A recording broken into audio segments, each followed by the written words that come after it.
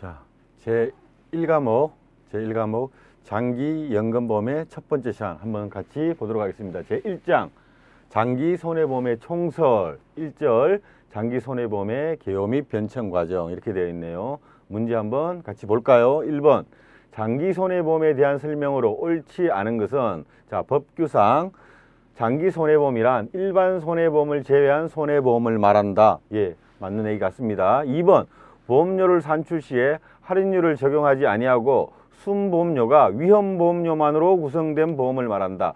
순보험료가 위험보험료만으로 구성된 것은 일반 손해보험이죠. 일반 손해보험입니다. 그러면 장기손해보험은 순보험료가 위험보험료와 뭐가 또 있을까요? 저축보험료죠. 저축보험료가 가미된 것을 뭐라고 한다? 장기손해보험이라고 한다. 그럼 답은 1번에 2번이 되겠습니다. 3번, 4번 같이 살펴보겠습니다. 실손보상을 하는 일반 손해보험의 성격과 그렇죠. 만기 환급금, 중도 환급금을 지급하고 보험기간이 장기인 생명보험의 성격을 동시에 가지고 있다. 예. 4번 상해 질병 화재 등 급격하고 우연한 사고에 대비하여 경제적 손실을 보전하는 목적으로 보험료를 납입하고 사고 발생 시 보험금을 지급받는 경제적 수단으로서 기능을 하고 있다. 자, 우리 교재에서 옳지 않은 것은 2번이 되겠습니다. 자, 2번 일반적으로 장기손해보험의 최소 보험 가입 기간은 3년입니다. 자, 3년. 그러면 반면적으로 일반 손해보험은 1년 또는 3년 이하 이렇게 되겠죠. 보통 일반 손해보험은 1년이 많습니다. 그리고 장기손해보험의 최소 보험 가입 기간은 3년 이렇게 됐습니다. 교재에서 답은 3번 이렇게 되겠네요. 자, 3번 장기손해보험의 순보험료를 바르게 나타낸 것은 순보험료가 나왔나요? 순보험료, 위험보험료, 위험보험료와 저축보험료, 예정계약비, 예정유지비, 예정수임비, 사업경비, 기업이혼 나왔네요. 장기손해보험에서 순보험료는 위험보험료와 저축보험료 이렇게 되겠죠. 위험보험료와 저축. 그럼 반대로 일반 손해보험에서 순보험료는 위험보험료만으로 구성되죠. 두 개의 차별을 구별해 볼 필요가 있겠고요. 또 장기손해보험에서 부가보험료는 예정 신계약비, 유지비, 수금비 이런 것들은 장기손해보험의 부가보험료가 되겠습니다. 그리고 사업경비, 기업이혼은 일반 손해보험에서 부가보험료가 되겠네요. 우리 교재 3번에서 요구하는 답은 2번 이렇게 되겠습니다. 4번 장기보험의 기능으로 볼 수 없는 것은 장기보험의 가장 큰 특징은 사고에 대비할 수 있는 위험보장 기능. 보험의 가장 큰 특징은 위험보장이죠. 그 이외에 저축보험료의 이자를 더해 만기 시에 환급금을 지급하는 저축 기능을 가지고 있다. 장기손해보험의 특징이죠. 일반 손해보험과 구분되는. 자, 2번 종전에 가계성 보험 모집 위주에서 기업성 보험 모집 위주로 변경되었다. 반대죠. 기업성 보험에서 가계성 보험으로 전환되는 추세에 있죠. 볼 수 없는 것 2번이 되겠네요. 3번 저축보험료를 통한 보험회사의 자산 및 담보력 증가로 투자 수익과 위험 보유 능력이 확대되었다. 네, 맞죠? 따라서 보험의 해외 유출을 방지 및 해외 보험을 국내로 유치할 수 있게 함으로써 국제 수지 개선 및 국민 경제에 크다란 기여를 하고 있다. 자, 4번의 답은 2번이 되겠습니다. 5번 우리나라에서 최초로 개발된 장기손해보험은 어떻게 되죠? 가계종합보험이죠. 가계종합보험 1969년인가 그렇죠. 가계종합보험 그 뒤에 장기운전자보험, 금리연동형 상품개발 그리고 개인연금보험 순으로 개발이 된 것 같습니다. 자, 우리 교재 5번에서 답은 4번 이렇게 되겠네요. 자, 6번 장기손해보험의 종류로 설명으로 잘못된 것은 장기손해보험의 종류 중 설명은 잘못된 것은 이렇게 해서 맞겠네요. 자, 장기화재 장기손해보험 중 화재로 인한 재물에 생긴 손해 그렇죠? 맞습니다. 2번 장기종합 장기손해 중 재물손해, 신체손해, 배상책임손해, 비용 발생으로 인한 금전적 손해보장 중 2가지 이상의 손해를 보장한다. 맞죠? 예. 종합이니까 2가지 이상이죠. 장기상해 장기손해보험 중 신체의 상해로 인한 손해를 보장한다. 예, 맞습니다. 장기기타 상해, 종합, 간병 보장 중 2가지 이상의 손해를 보장한다. 2가지 이상은 맞는데 상해, 질병, 간병보험이 되겠네요. 그러면 우리 교재에서 잘못된 것은 4번이 되겠습니다. 2절 장기보험의 상품개발 보험회사는 기초서류를 작성하거나 기초서류 보험사업을 영위하는 자는 금융감독위원회, 금융위원회에 서류를 제출해야 되죠. 그 서류를 기초서류라고 합니다. 그 기초서류는 보험 종목별 사업방법서, 그리고 보험약관, 보험료 및 책임준비금의 산출방법서, 이런 것들을 기초서류라고 하고 있죠. 자, 살펴봅니다. 보험회사는 기초서류를 작성하거나 변경하려는 경우 그 내용이 다음 보기의 어느 하나에 해당하는 경우에는 미리 금융위에 신고하여야 된다. 다음 중 신고하여야 하는 사유에 해당하지 않는 경우는, 신고하여야 하는 사유에 해당하지 않는 경우는, 자, 살펴보겠습니다. 법령의 제정, 개정에 따라 새로운 보험 상품이 도입되거나 보험 상품 가입이 의무화되는 경우, 새로운 법령이 제시됐으면 신고를 해야 되겠죠. 자, 보험회사가 금융기관 보험대리점을 통하여 모집하는 경우, 금융기관 보험대리점, 대표적인 게 방카슈랑스가 되겠죠. 예, 방카슈랑스. 예.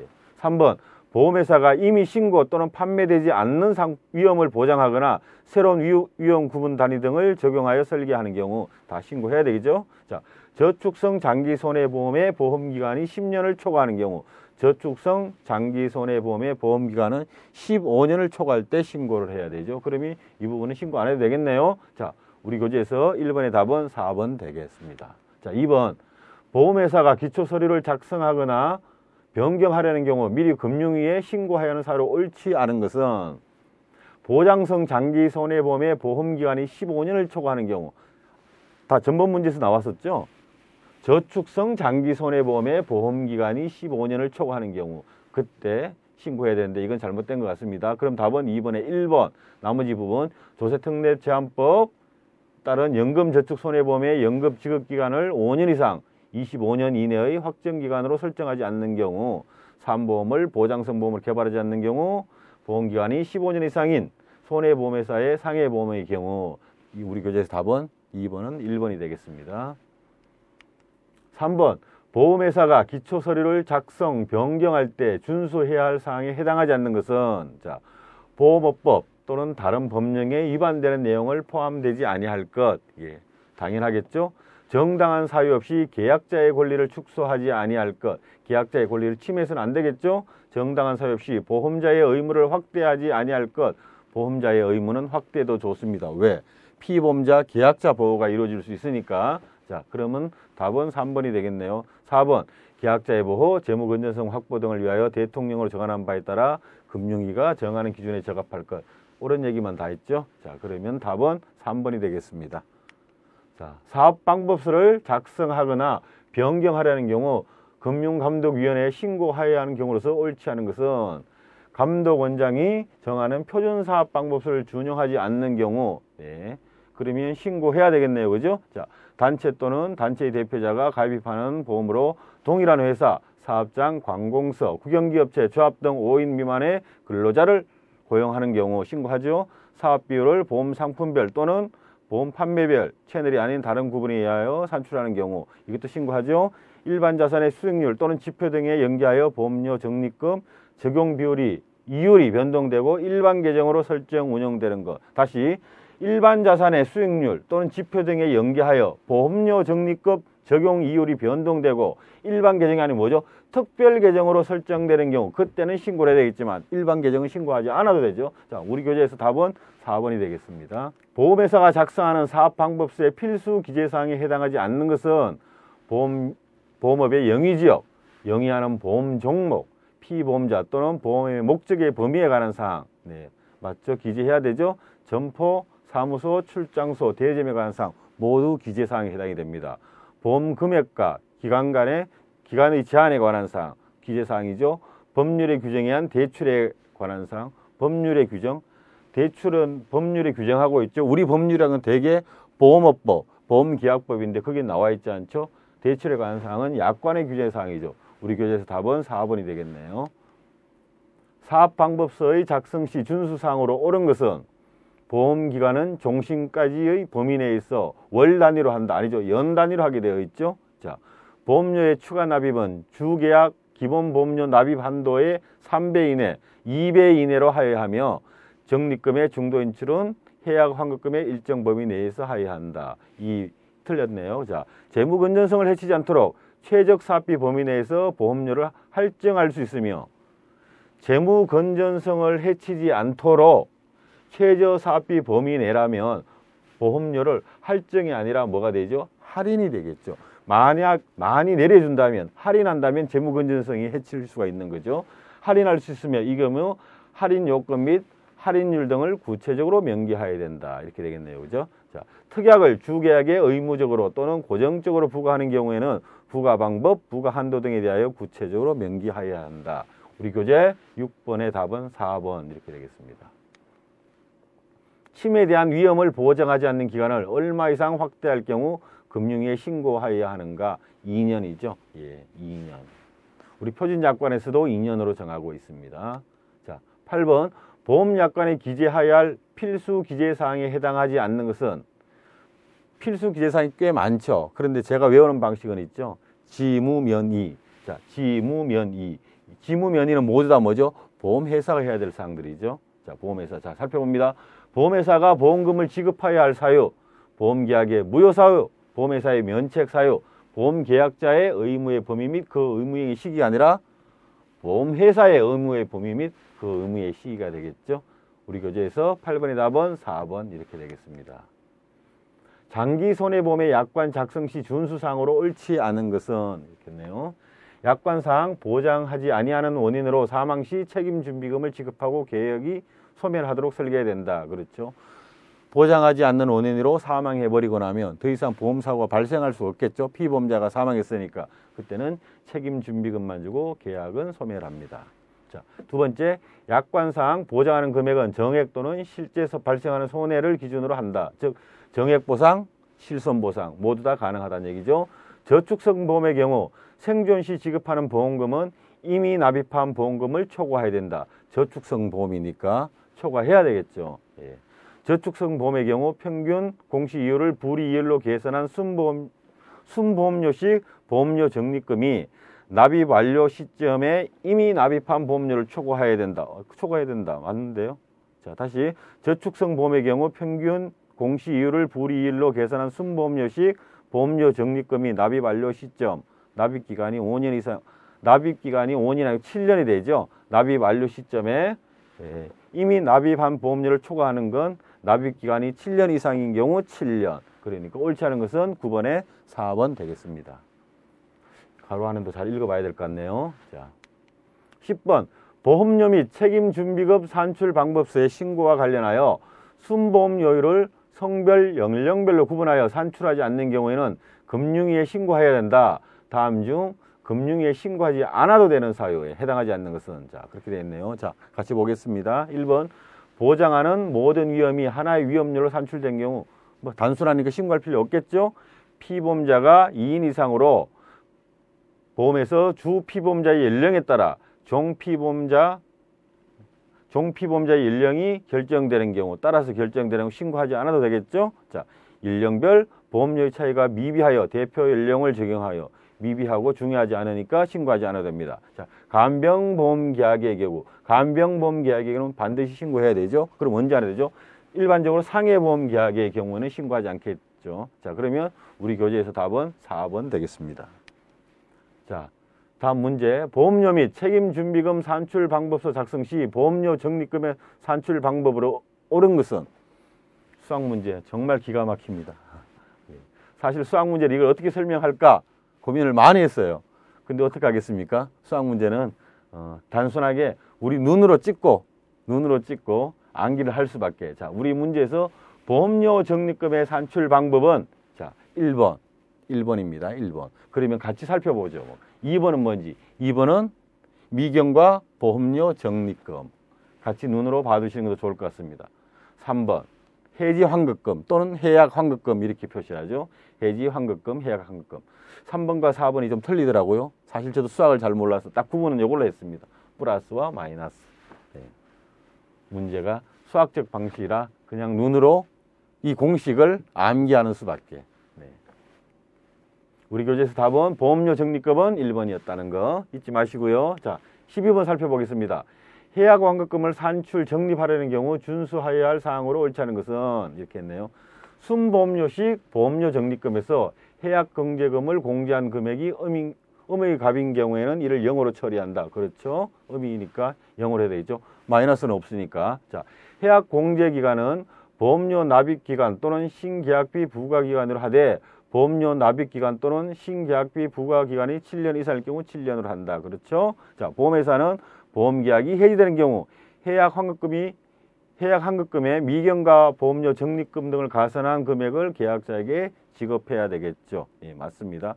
금리 연동형 보험에서 계약일로부터 7년 이내에 해지될 경우는 별도 이율을 적용할 수 있다.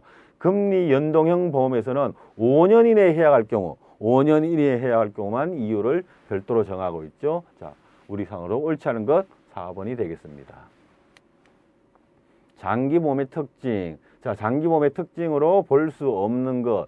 자, 보험기한이 어떻게 된다고 그랬죠? 3년 이상, 최소 3년 이상이니까 장기적으로 되겠죠? 보험기한의 장기성으로 해서 갱신의 불편함을 해소할 수 있다. 그래서 갱신하지 못해서 실효되는 것, 이런 것들을 해소할 수 있다. 자동해지제도. 자, 잠깐 자동해지제도 넘어가 보겠습니다. 그리고 환급 지급제도. 저축 기능을 가지고 있어서 만기 시에 환급금이 있고, 예, 납입 보험료보다 많을 수 있다. 예, 자, 보험 계약 대출이 가능하다. 저축 보험료가 있으니까 계약 대출도 가능해진 겁니다. 그러면 볼 수 없는 것은 자동 해지 제도가 아니고 보험금은 자동 복원 제도가 있고 체감주의 감액주의가 있는 거죠. 근데 장기 보험은 보험 기간이 장기여서 보험 금액이 지급되어도 나머지 기간에 대해서 그 보험 가입 금액은 계속 복원에 대해서 남아 있는 거죠. 보험 가입 복원 제도, 자, 해지 제도가 아닌 것 같습니다. 해지 제도는 체감 제도 이렇게 볼 수 있는데 답이 아닌 것. 1번은 2번이 되겠습니다. 장기보험의 특징에 대한 설명으로 옳지 않은 것은 장기손해보험은 보험기간 동안 갱신에 대한 부담 없이 보장 혜택을 누릴 수 있다. 자, 전번의 문제와 똑같이 동일하네요. 2번, 장기손해보험은 저축보험료가 불이되어 만기 또는 중대지 시 환급금이 발생하므로 다양한 소비자의 니드를 반영한 상품이라고 할 수 있다. 그렇죠? 자, 보험료를 납입하기 어려울 경우 2년을 한도로 해약 환급의 범위 내에서 해결할 수 있다. 뭐를 해결할 수 있죠? 보험료. 보험료 자동 대출 납입을 하고 있는 거죠. 자, 보험료 자동 대출 납입은 1년을 한도로 하고 있습니다. 그럼 1년 지났을 때는 어떻게 하죠? 다시 보험료 자동 대출 납입 특약을 신청을 해야 되겠죠. 자, 1년입니다. 옳지 않은 거 3번이 되겠네요. 보험기간의 중도에 납입 주기를 변경하는 것도 가능하다. 예. 장기손해보험의 보험료 납입 주기에 대한 설명으로 옳지 않은 것은 납입 방법을 계약자가 다양하게 선택할 수 있도록 하고 있고요. 어떻게 하고 있냐면 월납, 2개월, 3개월, 6개월 연납 등으로 가능하고 있습니다. 자, 보험기간의 중도에 납입 주기를 변경하는 것도 물론 가능하고요. 보험료를 선납할 때 할인율은 6개월분 이상의 보험료를 선납할 때 6개월 너무 길죠? 3개월입니다. 3개월분 이상의 보험료를 선납할 때 하나여 계산하며 할인율은 예정 1로 계산한다. 3번의 답은 4번이 되겠습니다. 보험기간이 1년 미만인 경우 보험료의 납입 연체 시 납입 최고기간은 즉 납입 최고한다는 건 보험료를 내지 않았을 때 보험료를 납입해 주세요 하는 게 납입 최고가 되겠죠. 1년 미만인 경우는 7일. 그럼 반대로 1년 이상인 경우는 14일 되겠습니다. 4번의 답은 1번이 되겠네요. 자, 5번. 보험료의 납입 연체 시 납입 최고와 계약의 해지에 관한 설명으로 옳지 않은 것은 자,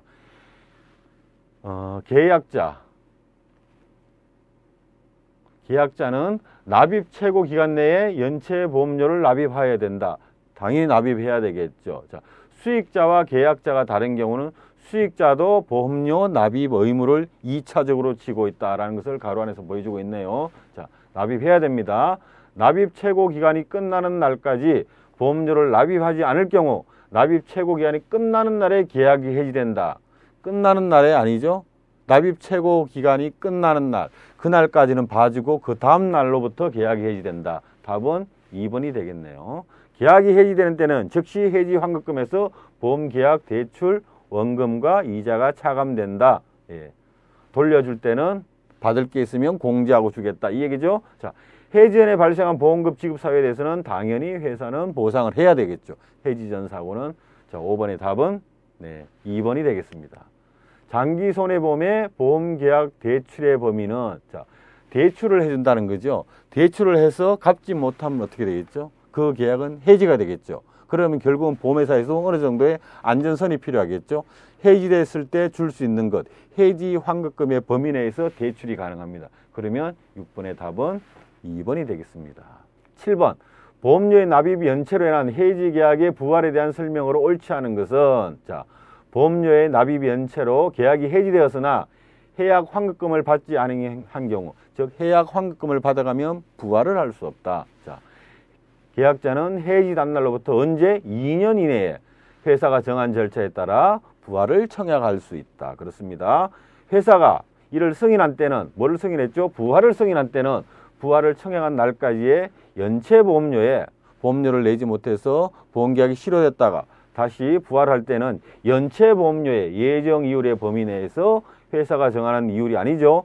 예정 이율 플러스 1%의 범위 내에서 1%의 범위 내에서 보험료를 납입해야 되는 옳지 않은 거 3번이 되겠네요. 자, 보험계약의 책임 개시는 부활 보험료를 납입한 때부터 개시되지만 암진단의 경우에는 부활일로부터 90일의 기간이 경과한 때부터 개시된다. 보통 책임 개시는 언제부터죠? 보험료를 받은 때. 그런데 특이하게도 도덕적 위험을 방지하기 위해서 암이라든가 치매 같은 경우는 일정 기간의 대기 기간을 두고 있죠. 그래서 암진단의 경우는 부활일로부터 90일 기간이 경과해야만 보험자의 책임이 개시된다. 예, 옳지 않은 것 3번이 되겠습니다. 사망보험금, 입원 수술 장애급여금 등의 지급재원이 되는 것은 위험보험료, 저축보험료, 예정 신계약비, 예정유지비. 자, 1번 위험보험료와 저축보험료를 합해서 우리가 순보험료 이렇게 얘기하죠. 보험료는 순보험료와 부가보험료로 구성되죠. 자, 예정 신계약비, 예정유지비 이런 것들은 부가보험료라고 얘기하죠. 자, 순보험료는 사고가 발생했을 때 거기에 대한 재원이 될 것이고요. 그리고 저축보험료는 순보험료 이외에 저축성 기능을 가지고 있는 보험에서 그 저축보험료를 가지고 만기 시에 운용을 해서 환급금으로 돌려주게 되는 겁니다. 순보험료가 되죠. 자, 예정 신계약비, 자, 계약을 체결할 때 모집 수수료 등 이런 것들, 예정 유지비, 계약을 계속 유지하게 되는 인건비, 뭐 사무실 운영비 이런 것들이 예정 유지비, 즉 이건 부가보험료, 순보험료가 되죠. 다시 살펴봅니다. 입원, 수술, 장애 등 급여금의 지급 재원이 되는 것은 위험보험료죠. 답은 1번이 되겠네요. 장기 손해보험의 적립보험료에 대한 설명으로 옳은 것은 납입된 보험료 중 부가보험료를 포함한 적립 순보험료에 순보험료는 부가보험료가 제외되어야 되겠죠. 자, 옳은 것은 아니네요. 그러면 자, 옳은 것은 아닙니다.